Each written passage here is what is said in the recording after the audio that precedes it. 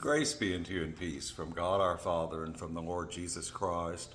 I was glad when they said to me, let us go into the house of the Lord. And I'm Father Steve Summers, and this big girl with her head right up here next to mine is Dot.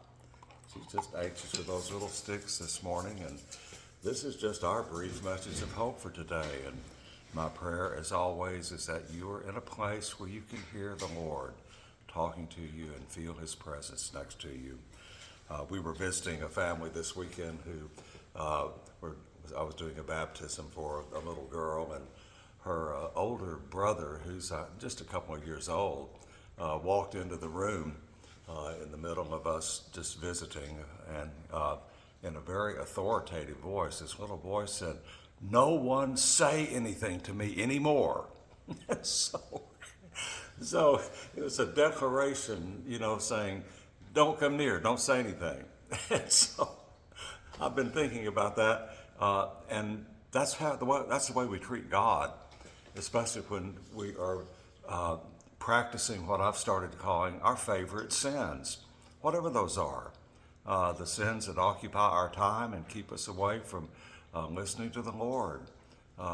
Jesus in our gospel today, from Matthew chapter 19, is on the verge of going into Jerusalem for the week that changed the course of history, and he tells his apostles, solemnly I tell you, it is almost impossible for a rich man to enter into the kingdom of heaven. It is hard for a man with great wealth to enter into the kingdom.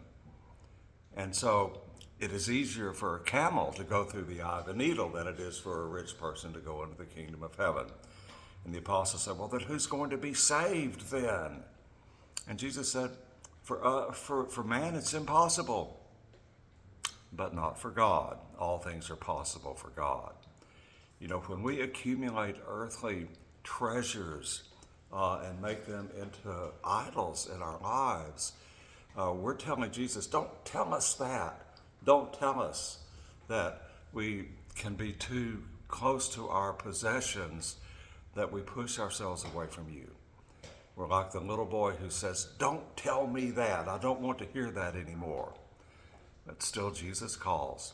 He is tenacious, he is persistent, and he comes after us with that still and soft voice calling us to come back to him, to set the toys aside and turn to him, and then come into the ministry of compassion that he has for us so that we can make a difference in the world for him. And so I was just thinking of the wonderful old spiritual from the 19th century. Softly and tenderly, Jesus is calling.